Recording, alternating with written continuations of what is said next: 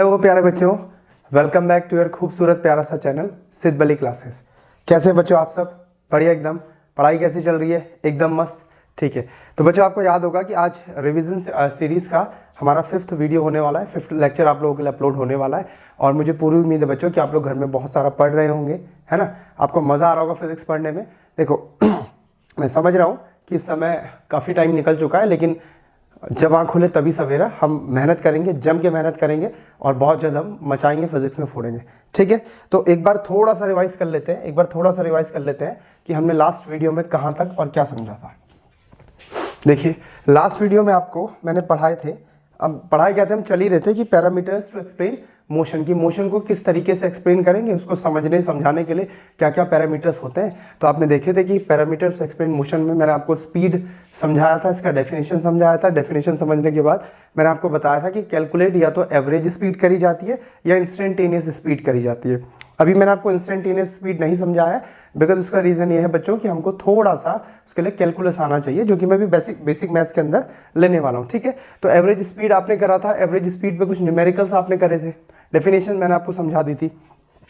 Next sir और क्या समझा था, तो आपको ध्यान होगा बच्चों, हमने क्या समझा था, वेलोसिटी को जाना था, वेलोसिटी का डेफिनेशन देखा था और वेलोसिटी और स्पीड के बीच थोड़े से डिफरेंस हमने देखे थे। याद है ना आपको ध्यान आ रहा होगा, वेरी गुड। अब सवाल ये है कि सर आज के इस वीडियो में हम लोग क्या करने वाले हैं। तो बेटा कुछ क्वेश्चन तो वापस मैं आपको ऐसे कराऊंगा जिसमें आप स्पीड भी कैलकुलेट करोगे, एवरेज स्पीड और वेलोसिटी को भी कैलकुलेट करने वाले हो। और क्या सीखेंगे सर, आज थोड़ा सा और आगे बढ़ेंगे और हम लोग जानेंगे एक्सेलरेशन के बारे में। किसके बारे में जानेंगे? एक्सेलरेशन, है ना। एक्सेलरेशन को समझेंगे कि आम बोलचाल की लैंग्वेज में एक्सेलरेशन का मीनिंग क्या होता है और फिजिक्स में ये क्वांटिटी क्या समझाती है, हम इससे क्या और कैसे कैलकुलेट करते हैं। और क्या समझेंगे, अभी सब रिवीजन चल रहा है, यानी मैं वही सारी चीज़ें उठा के चल रहा हूँ जो आपने क्लास 9th में पढ़ रखी है ना। तो हम लोग पढ़ेंगे equations of uniformly accelerated motion, हम इसको थोड़ा सा और स्टडी करेंगे।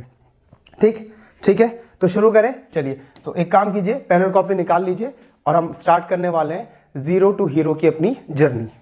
ठीक है, ये सब कुछ हमने लास्ट वीडियो में देखा था, है ना। आपको मैंने एक बहुत प्यारा सा खूबसूरत सा न्यूमेरिकल कराया था, जिसमें कि आपने एंटायर जर्नी के लिए क्या निकाला था, एवरेज स्पीड कैलकुलेट किया था। और बच्चों आपको याद होगा कि इसी को मैंने आपको लॉजिकली समझाने की कोशिश करी थी पूरा डिटेल में कि एवरेज स्पीड का एक्चुअल सेंस क्या होता है। ठीक, नेक्स्ट एक बहुत प्यारा खूबसूरत सा सवाल आपके लिए ये रहा स्क्रीन पे, और 2 मिनट आप वीडियो को पॉज कीजिए और जस्ट क्वेश्चन को ट्राई कीजिए, है ना। 2 मिनट वीडियो को पॉज करो, इस क्वेश्चन को ट्राई करो।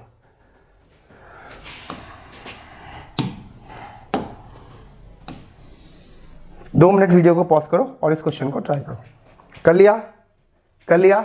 चलिए ठीक है, अब देखते हैं। आइए देखिए, आपका जो भी आंसर आया होगा हम लोग एक बार ट्राई कर लेते हैं। देखिए क्या बोल रहा है, कह रहा है a body moves A to B in a straight line, a body moves A to B in a straight line with constant velocity of 20 metre per second. Okay, body कहाँ से कहाँ जा रही है, ए से बी तक स्ट्रेट लाइन में जा रही है, यानी ये बता रहा है डायरेक्शन ऑफ मोशन नहीं चेंज हुआ, कांस्टेंट वेलोसिटी, इसका मतलब वेलोसिटी का मैग्नीट्यूड भी नहीं चेंज हुआ, 20 मीटर पर सेकंड था। ओके, देन क्या बोल रहा है, if A and B are 100 metre apart, A से बी के बीच का डिस्टेंस है 100 मीटर अपार्ट। फिर कह रहा है with what velocity the body must return from B to A so that average speed for the entire journey is 40 metre per second. तो कुछ डेटा हमको गिवन है, होप सो आपने डेटा देख लिया होगा, डेटा को समझ लिया होगा। आइए सॉल्व करें, कोशिश करें। ओके सर कैसे करेंगे, फॉर्मूला लगाएं कि लॉजिक लगाएं? बेटा जो लग सकता है लगा लो, पहले फॉर्मूला से कर लेते हैं फिर लॉजिकली समझेंगे। ठीक है, तो चलिए देखते हैं इसका सॉल्यूशन क्या हो सकता है। Body moves from A to B in a straight line, suppose that ये है पॉइंट ए और ये है पॉइंट बी, ऐसा मान लेते हैं। बोलो मान लें? ठीक है, हमने मान लिया कि ये है पॉइंट ए और ये है पॉइंट बी, और इनके बीच का डिस्टेंस कितना दिया है, 100 मीटर, ऐसा लिखा है ना, 100 मीटर अपार्ट मीन्स इनके बीच का डिस्टेंस है 100 मीटर। तो जी बॉडी गई ए टू बी स्ट्रेट लाइन में, ये गई 20 मीटर पर सेकेंड से, तो इस तरफ जाने की इनकी स्पीड थी 20 metre per second. Okay sir, फिर कह रहा है with what velocity the body must return from B to A, B से ए तक बॉडी किस स्पीड से रिटर्न हो कि इस पूरे सीन के लिए उसकी एवरेज स्पीड कितनी आ जाए, 40 मीटर पर सेकंड आ जाए। तो हमको नहीं पता, तो हमने मान लिया B to A, suppose that वो x मीटर पर सेकंड से लौट करके आएगी। बोलो ठीक है, बोलो ठीक है।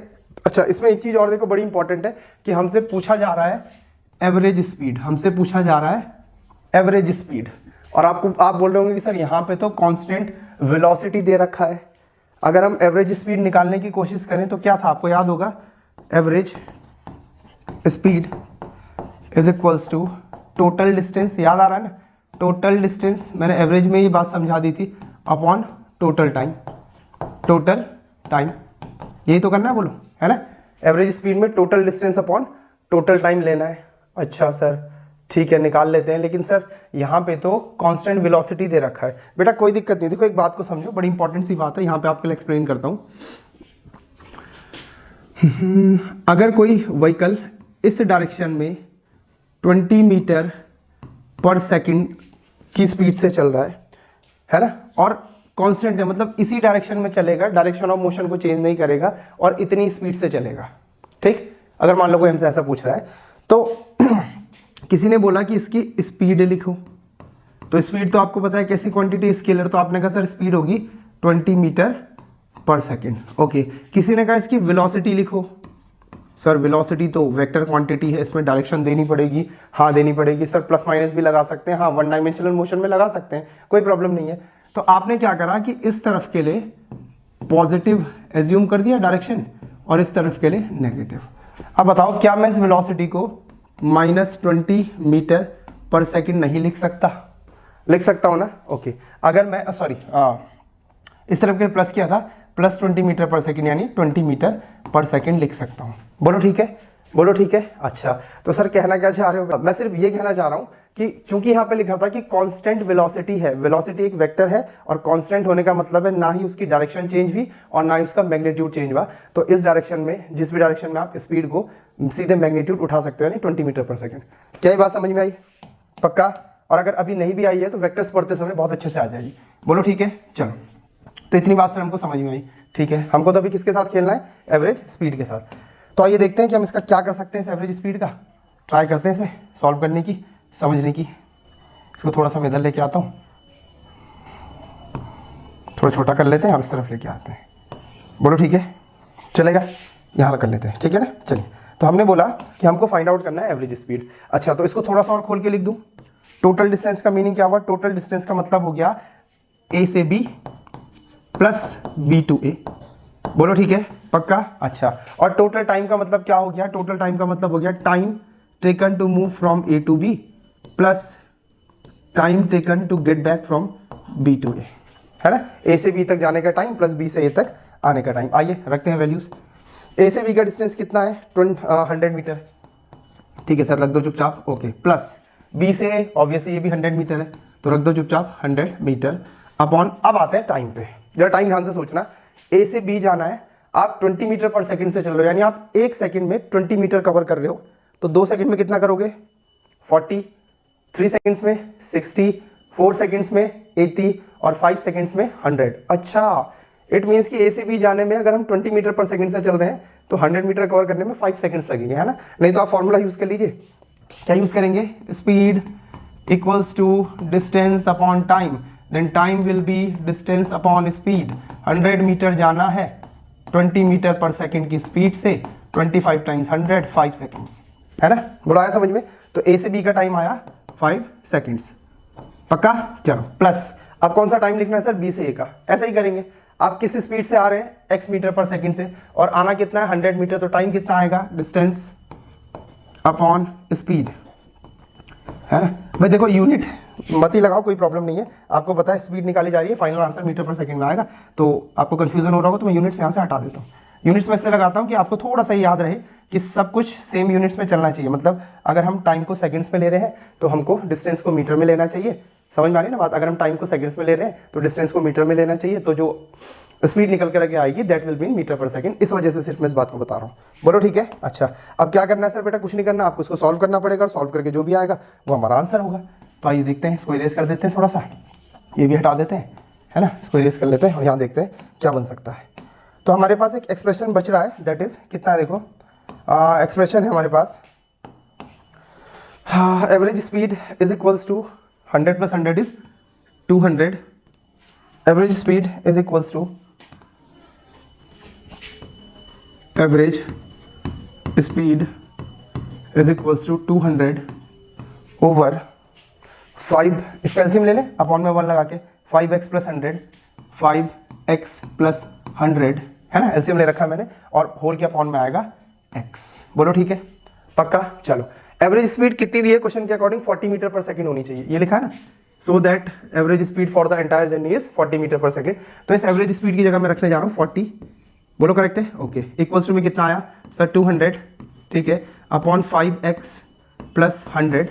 अब जरा सोच करके बताओ इस x का क्या होगा, ये x यहाँ मल्टीप्लाई होगा या ऊपर चले जाएगा, शाबाश शाबाश, क्या होगा, बिल्कुल सही आंसर, ये 200 के साथ मल्टीप्लाई में जाएगा, क्योंकि ऑलरेडी किसके अपॉन में है 5x प्लस 100 के, ठीक है ना, तो ये चले गया बेटा ऊपर, तो यहाँ पे 200x हो गया मल्टीप्लाई में, कितना हो गया 200x। बोलो क्या ये बात समझ में आई, पक्का। अच्छा अब सॉल्व करके अपने को क्या करना है सर, अपने को तो x की वैल्यू फाइंड आउट करनी है, अब क्रॉस मल्टीप्लाई करवा देते हैं, इधर क्रॉस मल्टीप्लाई होगा, 40 इंटू 5 इज 200x प्लस 4000 है ना, 40 into 100 will be equals to 200x। सही है, बोलो क्या इतनी बात समझ में आ रही है, बताओ जल्दी बताओ, इसी तरीके से तो होगा है ना, देख रहे पक्का। चलो अब देखो आगे करते हैं इसे सॉल्व थोड़ा सा और ध्यान से देखिएगा, देखो ध्यान से देखो, 200x इसको मैं इधर लेके आ गया, या चलो उसको उधर ही ले जाते हैं, कोई प्रॉब्लम नहीं है, जैसे भी आप सॉल्व करना चाहें है ना, उसके इसको इधर ले गया मैं, चलो आपके लिए ऐसे सॉल्व कर देते हैं, कोई दिक्कत नहीं आप कंफ्यूज हो जाओगे। इस तरह बचा 4000 is equals to 200x minus 200x। बोलो ठीक है, 4000 is equals to 200x minus 200x। बोलो ठीक है, अच्छा सर, हाँ ठीक है सर, यहाँ तक कोई प्रॉब्लम नहीं है। कितना बचेगा, 0x is equals to 4000। Side change कर सकता हूँ, इतनी मैथमेटिक्स सबको आती होगी, x will be equals to 4000 divided by 0, x will be equals to 4000 divided by 0।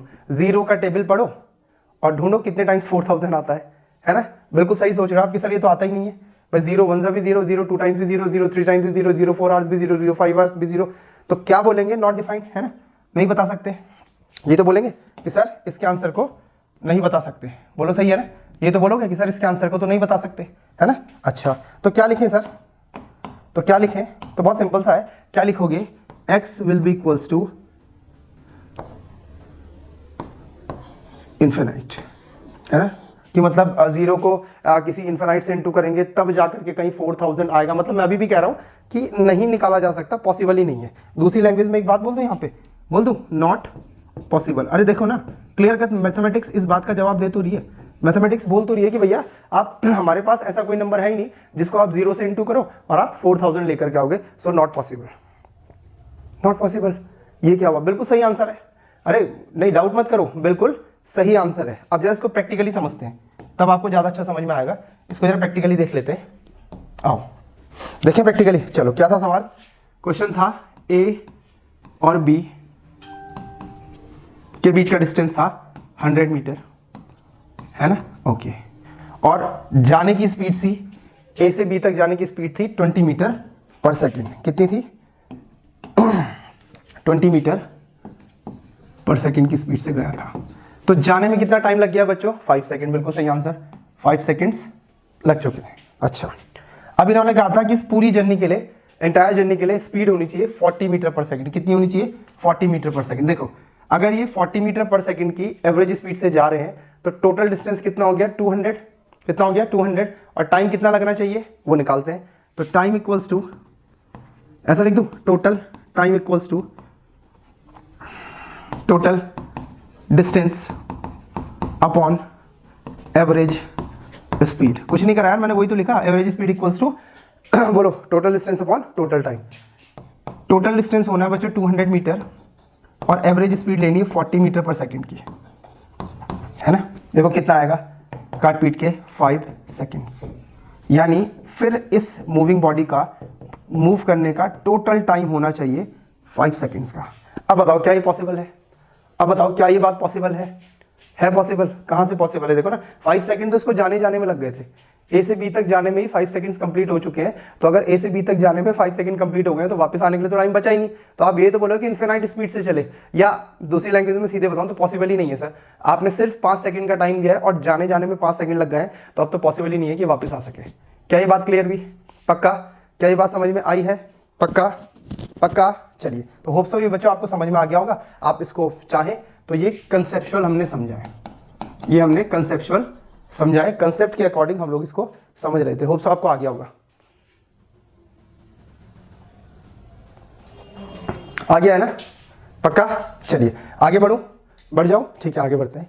आपको नोट करना तो आप नोट कर लीजिए। नेक्स्ट देखिए, एक और बढ़िया सा सवाल करते हैं स्पीड पे, वेलोसिटी पे। देखते हैं क्या कुछ हम अभी तक सीख पाए। आइए देखते हैं। क्वेश्चन कह रहा है bus goes from station A to B 40 kilometre away from each other and it takes 1 hour to go from A to B and the return journey takes 45 minutes. What is the average speed and velocity of bus for the entire journey? अच्छा, यानी अब इस question में average speed भी find out करना है और average velocity को भी फाइंड आउट करना है। ठीक है सर, करते हैं। बढ़िया सवाल आ गया, इसमें दो चीजें निकालनी। बोलिए भाई, एवरेज स्पीड इक्वल्स टू क्या होता है? Sir average speed equals to होता है, एवरेज मतलब टोटल डिस्टेंस, शॉर्ट में लिख रहा हूँ DIST upon total time. Okay sir. Sir total distance का मतलब क्या है? बेटा टोटल डिस्टेंस का मतलब है A to B जाना plus 40 kilometre away from each other, it takes 1 hour to go from A to B and the return journey takes 45 minute. Okay, return journey मतलब B से A आना। ठीक है sir. अब क्या सर? अब बेटा टाइम, किसका टाइम? A से B का टाइम प्लस वापस आने का B से A का टाइम। बोलो यही तो है, सेम है ना? ये पार्ट तो शायद आपको अंदर से भी आवाज़ आ रही हो कि इस पार्ट को तो हम कर सकते हैं। अच्छा, A से B का डिस्टेंस कितना है? 40 किलोमीटर। ठीक है, अब जरा एक चीज़ को आप समझिए ध्यान से। अगर यहाँ पे डिस्टेंस किलोमीटर में चल रहा है तो कोई प्रॉब्लम नहीं है, आप टाइम किस में ले सकते हैं? आवर्स में, है ना? आप टाइम किस में ले सकते हैं बेटा? आवर्स में। और आपकी जो एवरेज स्पीड आएगी या एवरेज वेलोसिटी आएगी वो किलोमीटर पर आवर में आ जाएगी। बोलो ये बात समझ में आ रही है? पक्का। अगर डिस्टेंस हमने लिया किलोमीटर में तो हमारे पास टाइम होना चाहिए आवर्स में। अरे हाँ, या ना? बिल्कुल, टाइम होना चाहिए आवर्स में और आपका जो एवरेज स्पीड आएगा वो आएगा किलोमीटर पर आवर में। ठीक है, पक्का। चलो देखें फिर। ठीक है, देख लेते हैं। आइए देख लेते हैं इसको। तो देखिए, तो टोटल डिस्टेंस कितना हो गया भैया? कितने किलोमीटर अपार्ट है? 40। तो 40 + 40 डायरेक्ट लिख दूँ? हाँ लिख दो सर, 80 किलोमीटर। ओके, जाने का टाइम कितना है? 40 किलोमीटर जाना है और उससे क्वेश्चन बोल ही रहा है it takes 1 hour to go. Question बोल ही रहा है कि it takes 1 hour to go, 1 घंटा लगता है। ठीक है, तो 1 hour हो गया जाने का टाइम, प्लस आने के टाइम में उसने बताया 45 मिनट, हमको लेना है आवर्स में। तो कैसे करेंगे? देखो कैसे करेंगे। 60 minutes is equals to 1 hour, unitary method. 1 minute is equals to 1/60 hours. So 45 minutes is equals to 45/60 hours. चाहे तो इसे काट सकते हैं, 15 का टेबल पढ़ लीजिए, 3 times 4 times, that means 3/4 hour। तो लिख दूँ यहाँ पे 3/4 hour। बोलो ठीक है? अच्छा ठीक है सर, इसको हटा देते हैं। ठीक है सर, थोड़ा सा इसे आगे कैलकुलेट कीजिए, कितना हो जाएगा? 80/7, 4 1 times 4 3 7 अपॉन 4। वो 4 कहाँ चले जाएगा? ऊपर पे। बोलो बात समझ में आ रही है? पक्का? ओके, तो ऑलमोस्ट क्या आंसर आएगा? Average speed will be equals to 80 × 4 means 320/7। ठीक है, बोलो इसको बेटा अगर आप लोग सॉल्व करोगे तो लगभग से काट लीजिए, कितना आएगा? देखो ये तार ही उलझ जा रहा है बीच बीच में, चलो कोई प्रॉब्लम नहीं, तार तो उलझते ही रहते हैं।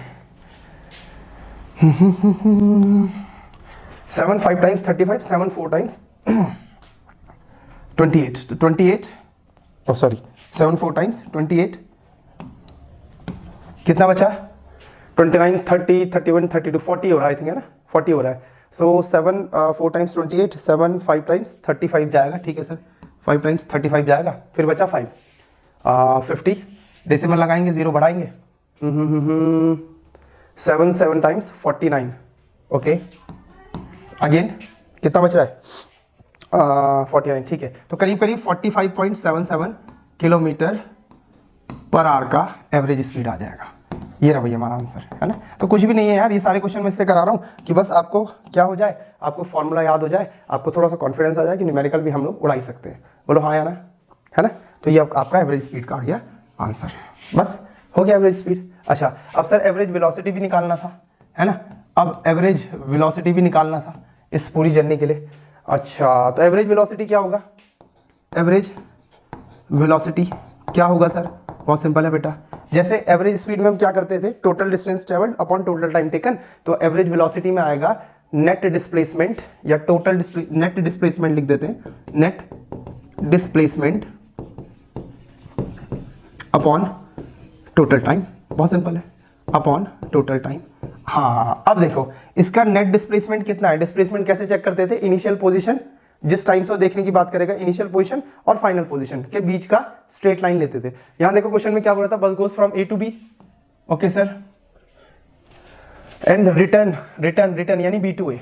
अच्छा इसका मतलब ये ए से बी की तरफ गई, इसका मतलब ये ए से बी की तरफ गई और घूम फिर करके बी से वापस ए पे आ गई, यानी final and initial position coincide करके। आपको याद है, आपको याद होगा मैंने आपको लिखवा भी रखा है, डिस्प्लेसमेंट में लिखवाया था a final and initial position coincide then displacement will be 0, है ना। राउंड ट्रिप, ये राउंड ट्रिप तो है, ए से चला गया वापस ए पे आ गया, तो चूंकि राउंड ट्रिप का केस है तो नेट डिस्प्लेसमेंट 0 हो गया। अब टाइम बेटा जो भी हो कोई फर्क नहीं पड़ता है, जितना भी टाइम लगाओ, है ना, 0 अपॉन समथिंग इज 0, तो एवरेज वेलोसिटी आ गई 0 किलोमीटर पर आवर या 0 मीटर पर सेकंड, जो भी आपका लिखना है। और हम सिर्फ मैग्नीट्यूड लिख रहे हैं, है ना, यहाँ पे डायरेक्शन वायरेक्शन का भी कोई सेंस नहीं है क्योंकि वेक्टर्स अभी मैंने स्टार्ट नहीं करे हैं। आपको आता है तो अच्छी बात है ना। बोलो समझ में आया, पक्का।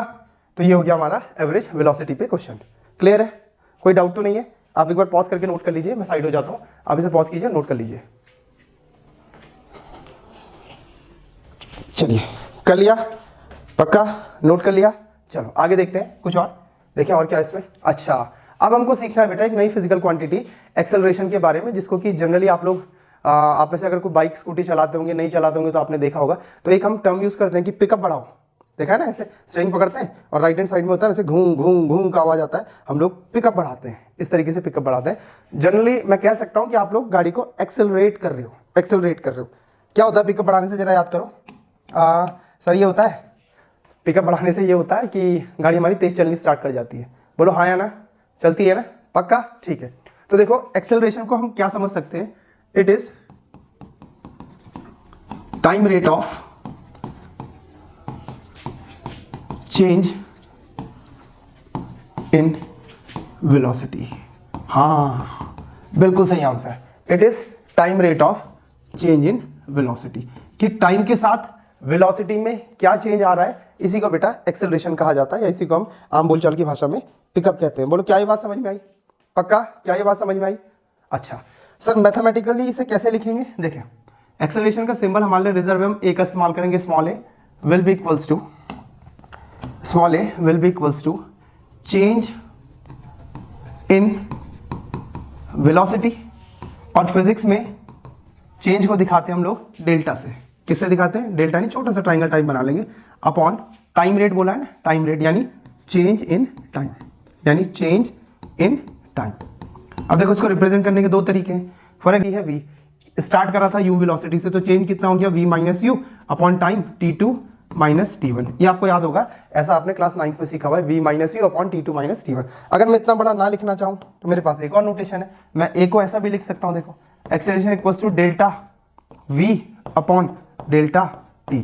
इसका भी बेटा यही मतलब है, डेल्टा v मतलब वेलोसिटी में क्या चेंज आया, डेल्टा t मतलब कितने टाइम में चेंज आया, डेल्टा v मतलब वेलोसिटी में कितना चेंज आया, डेल्टा t मतलब कितने टाइम में चेंज आया। ये और ये सेम नोटेशन है, कुछ भी अलग नहीं है। बोलो क्या ये बात समझ में आई, क्या ये बात समझ में आई, क्या हमको डेफिनेशन समझ में आ गई, क्या हमको पिकअप का सेंस समझ में। अब देखो ना आप क्या करते हो, जैसे आप एक्सेलरेशन यानी आप पिकअप बढ़ाते हो, एक्सेलरेट करते हो, तो ये क्वांटिटी इंक्रीज हो रही है। ये क्वांटिटी कब इंक्रीज होगी, जब वेलोसिटी में चेंज ज्यादा आएगा और डिनोमिनेटर इसका और छोटा होगा, यानी कम टाइम में होगा। नहीं आया समझ में, अब देखें फ्रैक्शंस देखते हैं, फ्रैक्शंस को देखते हैं।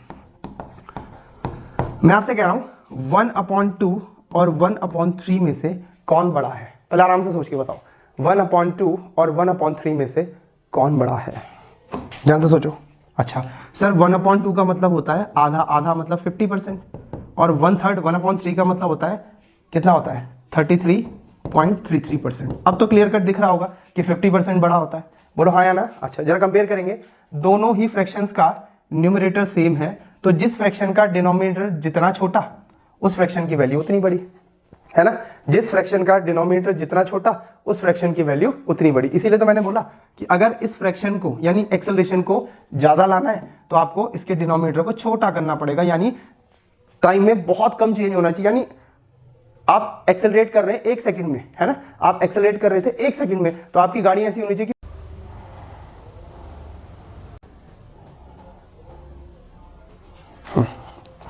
तो वो एक्चुअली रिकॉर्डिंग स्टॉप हो गई थी। तो मैं क्या कह रहा था कि फ्रैक्शंस 1/2 का मतलब होता है 50% और 1/3 का मीनिंग होता है 33.33%, है ना। तो हमने क्या नोटिस करा कि जिस फ्रैक्शन का डिनोमिनेटर जितना छोटा, ध्यान से सुनिएगा, जिस फ्रैक्शन का डिनोमिनेटर जितना छोटा उस फ्रैक्शन की वैल्यू उतनी बड़ी।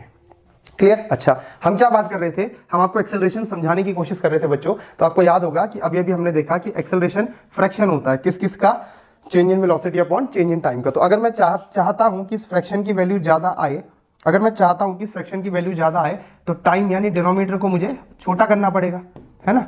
छोटा छोटा मतलब बहुत कम टाइम, बहुत कम टाइम होना चाहिए, बोलो आ रही है ना बात समझ में। और वेलोसिटी इसको न्यूमरेटर को बड़ा करना पड़ेगा, यानी बहुत कम टाइम में वेलोसिटी में बहुत ज्यादा चेंज आ जाए। यानी आप अभी चल रहे थे 50 मीटर पर सेकंड से, समझ रहे हो, और आपने 0.5 सेकंड के अंदर, सेकंड के हाफ पार्ट के अंदर आपकी वेलोसिटी मान लो हो गई 100 मीटर पर सेकंड। तो बिल्कुल कम टाइम में बहुत ज्यादा वेलोसिटी में चेंज आया, तो आप कहते हो इस गाड़ी का एक्सेलरेशन बहुत अच्छा है, ये बढ़िया से पिकअप बनाती है। बोलो बात समझ में आ गई, क्या ये बात क्लियर भी हो गई, पक्का। अच्छा सर और क्या बताना चाह रहे हो। और बेटा मैंने आपको फर्स्ट डे भी बताया था कि हम जब भी किसी नई फिजिकल क्वांटिटी को स्टडी करेंगे तो हमको उसके बारे में क्या क्या पता होना चाहिए, हमको उसका डेफिनेशन आना चाहिए, कोई फॉर्मूला अगर यूज होता है तो वो आना चाहिए, तीसरा ये पता होना चाहिए उसका एसआई यूनिट क्या होता है, और चौथा हमको ये समझ में आना चाहिए कि वो वेक्टर है कि स्केलर है। ओके तो देखते हैं एसआई यूनिट इसका क्या होगा। बहुत सिंपल सा है, मैंने आपको पहले भी समझाया। एक्सेलरेशन का एसआई यूनिट अगर आप लिखना चाहते हैं तो आप क्या कीजिए, वेलोसिटी का एसआई यूनिट लिखिए अपॉन टाइम का एसआई यूनिट लिखिए। तो एक्सेलरेशन का ऐसा यूनिट हो जाएगा, वेलोसिटी का ऐसा यूनिट कितना है, metre per second upon time second, कुल मिला के क्या बनेगा, मीटर पर सेकंड स्क्वायर, जिसको कि आप इस तरीके से लिख सकते हैं, metre second raise to the power -2। So ये क्या है, ऐसा यूनिट ऑफ एक्सेलरेशन। बोलो क्या ये बात क्लियर हो गई, क्या एक्सेलरेशन का ऐसा यूनिट आपको क्लियर हो गया पक्का हो गया क्लियर, ठीक है। अब तीसरी और इंपॉर्टेंट बात, सर ये वेक्टर क्वांटिटी है कि स्केलर क्वांटिटी है। तो बेटा मैं आपको बता देता हूं, acceleration is a vector quantity, मतलब इसमें भी वही सीन है, 2 और 2 को ऐड करके 0 भी आ सकता है, 2 और 2 को ऐड करके 4 भी आ सकता है, और 2 और 2 को ऐड करके मतलब एक्सेलरेशन ऐड करके इनके बीच की कोई वैल्यू भी आ सकती है।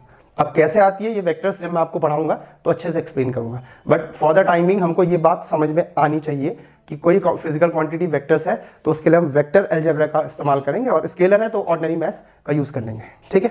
बोलो क्या ये बात क्लियर हो गई, पक्का हो गई इतनी, ठीक है। जरा वीडियो को पॉज कीजिए और आप इसको थोड़ा सा नोट कर लीजिए, आगे थोड़ा सा और समझेंगे, है ना। ज़्यादा लंबा तो नहीं करूंगा वीडियो को, बट थोड़ा बहुत तो और हमको समझना ही है।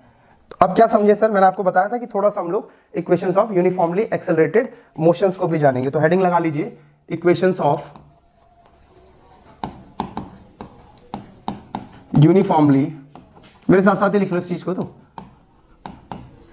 Accelerated motion, equations of uniformly accelerated motion, या दूसरी लैंग्वेज में कांस्टेंट एक्सेलरेशन भी कह सकते हैं, ठीक है। अच्छा सर क्या क्या होता है, ये कुछ नहीं होता बेटा, ये रिलेशन होता है, रिलेशन होता है, हाँ रिलेशन होता है, किस किस के बीच, जो पैरामीटर्स किसी मूविंग बॉडी के मोशन को डिस्क्राइब करते हैं उनके बीच रिलेशन होता है। सर कौन कौन से थे, जरा बताओ तो कौन कौन से थे, अरे वही तो थे, देखो क्या क्या थे हमारे पास, v था, वेलोसिटी इनिशियल वेलोसिटी u था, फाइनल वेलोसिटी v था, t टाइम का यूज करते थे, ये सब मैंने आपको सिखाया, डिस्प्लेसमेंट s का यूज करते थे, है ना, एक्सेलरेशन a का यूज करते थे, ठीक। ध्यान से देखोगे तो ये उत्सव है, देखो अगर मैं इसे अरेंज करूं तो ध्यान से देखो, उत्सव मनाएंगे और मजा करेंगे, UTSAV, UTSAV, U क्या है, इनिशियल वेलोसिटी, u क्या है, इनिशियल वेलोसिटी, t क्या है बेटा, शाबाश बच्चे बोल, t क्या है सर, ये भी कोई पूछने की बात है, t फॉर टाइम, s क्या है, डिस्प्लेसमेंट, s क्या है, डिस्प्लेसमेंट, a क्या है, एक्सेलरेशन, अब ये भी सीखा, इसी वीडियो में सीख रहे हैं, v क्या है, फाइनल वेलोसिटी, v क्या है, फाइनल वेलोसिटी। बोलो ठीक है, पक्का। अच्छा, ये सब मैं वापस आपको डिटेल में करवाऊंगा, अभी तो मैं सिर्फ रिवीजन करा रहा हूँ, अभी आपको याद दिला रहा हूँ कि ये सब आपने 9th में पढ़ा होता है और अभी पहले रिवाइज करेंगे, यार कोई जल्दी नहीं है ना। देखो जल्दीबाजी में पढ़ के भी नहीं आया तो फायदा क्या है। इंपॉर्टेंट ये नहीं है कि फिजिक्स में 16 चैप्टर्स है, मुझे 16 के 16 नहीं आते हैं। इंपॉर्टेंट ये है, मतलब कि मैंने 16 के 16 पढ़ लिए। इंपॉर्टेंट ये है कि फिजिक्स में 16 चैप्टर्स है, मैंने एटलीस्ट 8 चैप्टर्स तो बहुत बढ़िया से सीखे हुए हैं, उसके सारे कंसेप्ट मुझे आते हैं, तो एटलीस्ट फिजिक्स का डर तो खत्म हो जाएगा। और बेटा यही काम हमको करना है, बहुत इंपॉर्टेंट बात सुनो, यही काम हमको करना है ना। इससे फर्क नहीं पड़ता यार कि मुझे पूरी फिजिक्स आती है कि नहीं आती, मुझे तो अपना इंप्रूवमेंट दिखना है, और अपना इंप्रूवमेंट देखने के लिए मैंने टारगेट रखना है कि मैं धीरे धीरे धीरे करके इंप्रूव करूंगा, है ना। ये बहुत फास्ट प्रोसेस नहीं है कि आज बैठे और इंप्रूव हो गया। बोलो ठीक है, चलो तो जरा देखते हैं, उत्सव मनाते हैं, यानी इन सब के बीच जो रिलेशंस होगा, रिलेशन आएंगे, उसी को हम इक्वेशंस कहते हैं। अब क्या क्या होते हैं आपको याद होगा, आपने फर्स्ट इक्वेशन ऑफ मोशन पढ़ा होगा, है ना, v is equals to u plus a t. अच्छा एक चीज मैं इसमें अभी आपको बताने जा रहा हूं, आप क्योंकि आप मुझे पता है आपने पहले पढ़ रखा है ना, आप ये सब जानते हैं। देखिए v क्या है, फाइनल वेलोसिटी, u क्या है, इनिशियल वेलोसिटी। कोई गाड़ी 20 मीटर सेकंड से चलना स्टार्ट करी, सपोज दैट ईस्ट डायरेक्शन में, और वो अपने डायरेक्शन का मोशन का डायरेक्शन नहीं चेंज करने वाली, ईस्ट डायरेक्शन की तरफ जा रही है 20 मीटर पर सेकंड से। कितने से, 20 मीटर पर सेकंड से। उसका acceleration suppose that 2 metre per second है। कितना है, 2 मीटर पर सेकंड। तो क्या आप मुझे बताओ, एक सेकंड बाद उसकी वेलोसिटी में चेंज आएगा कि नहीं आएगा, आएगा ना। जब हमने उस व्हीकल को चलाना स्टार्ट करा तो वो 20 मीटर पर सेकंड से चल रहा था। एक्सेलरेशन का मतलब क्या हुआ, sorry 2 metre per second square. Acceleration का मीनिंग क्या हुआ कि एक सेकंड में वेलोसिटी में कितना चेंज आना है। देखो एक्सेलरेशन उसका बोला जा रहा है 2 मीटर पर सेकंड स्क्वायर, यानी एक सेकंड में velocity 2 metre per second increase हो जाएगी। तो अभी 20 मीटर पर सेकंड है, तो अगले एक सेकंड में कितना बढ़ जाएगी, 2 मीटर पर सेकंड, यानी हो जाएगी 22। अरे बोलो हाँ या ना, हाँ सही बोल रहे सर। नेक्स्ट मतलब सेकंड में कितना हो जाएगा, 2th सेकंड में कितनी हो जाएगी सर, 22 से 2 और बढ़ जाएगी, 24 मीटर पर सेकंड हो जाएगी। बिल्कुल यही रिलेशन तो हम यहाँ निकालने वाले हैं। बोलो बात समझ में आई, यही इसी को तो हमने इक्वेशन बना दिया, यही तो है ये इक्वेशन। देखो क्या रिलेशन बता रही है, ये बता रही है t टाइम पे वेलोसिटी क्या होगी। इसको मैं ऐसे भी लिख सकता हूं, v at time t equals to u plus a t, u plus a t. u पे t क्यों नहीं लगाया, अरे u तो इनिशियल है ना यार, u पे t क्यों लगाऊंगा, u तो इनिशियल है, ये तो गिवन है, जैसे यहाँ दिया था स्टार्ट करा 20 मीटर पर सेकंड से। ठीक, तो आपको ध्यान होगा ये इक्वेशन ऑफ मोशन आपने पढ़ रखी है। अच्छा इसका नाम भी होता है सर, बिल्कुल होता है। क्या नाम होगा इसका, जरा सोचो। ये किस किस के बीच आपको रिलेशन बता रहा है, ये आपको किस किस के बीच रिलेशन बता रहा है।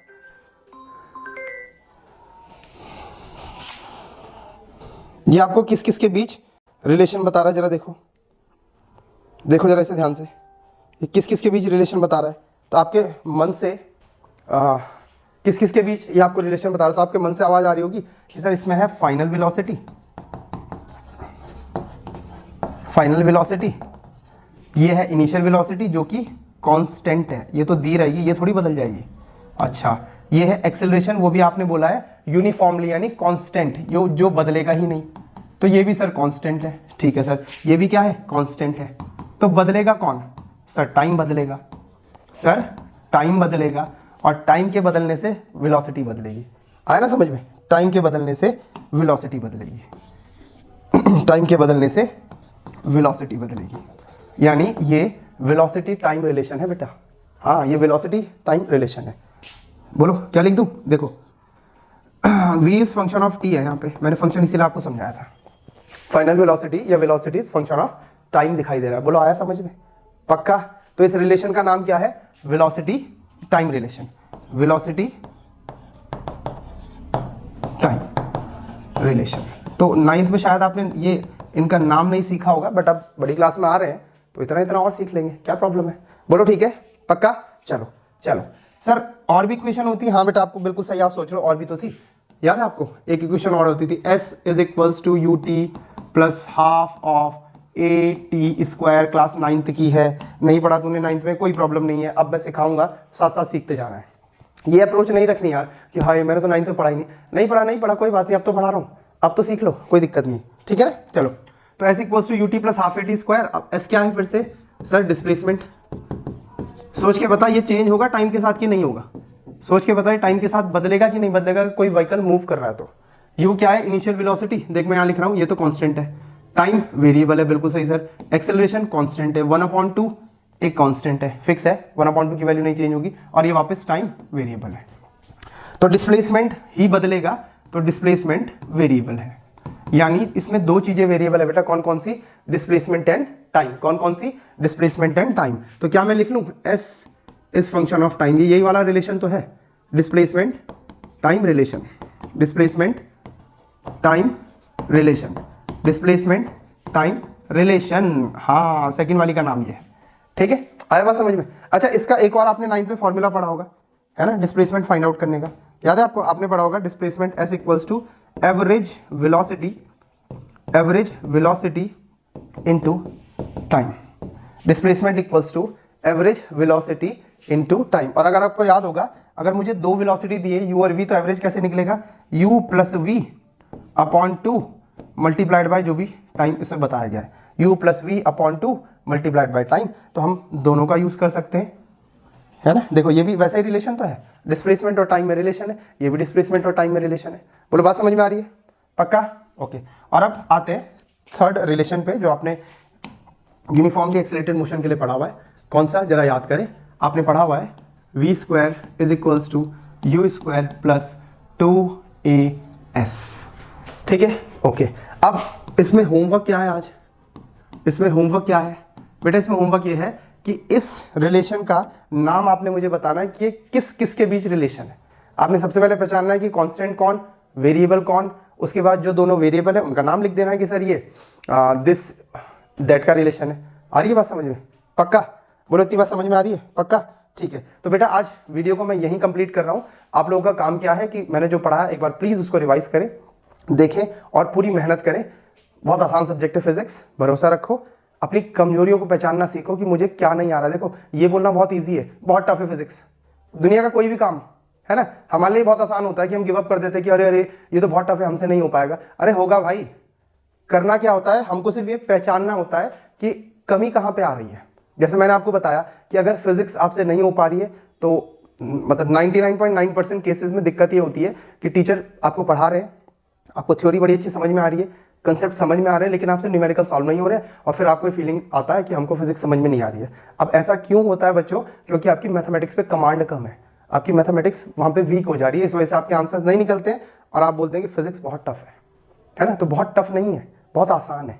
कोई भी काम, सपोज दैट कोई मुझे कहे डांस करके दिखाओ, है ना, मैं कहूँगा डांस करना बहुत टफ है, तो टफ नहीं है भाई।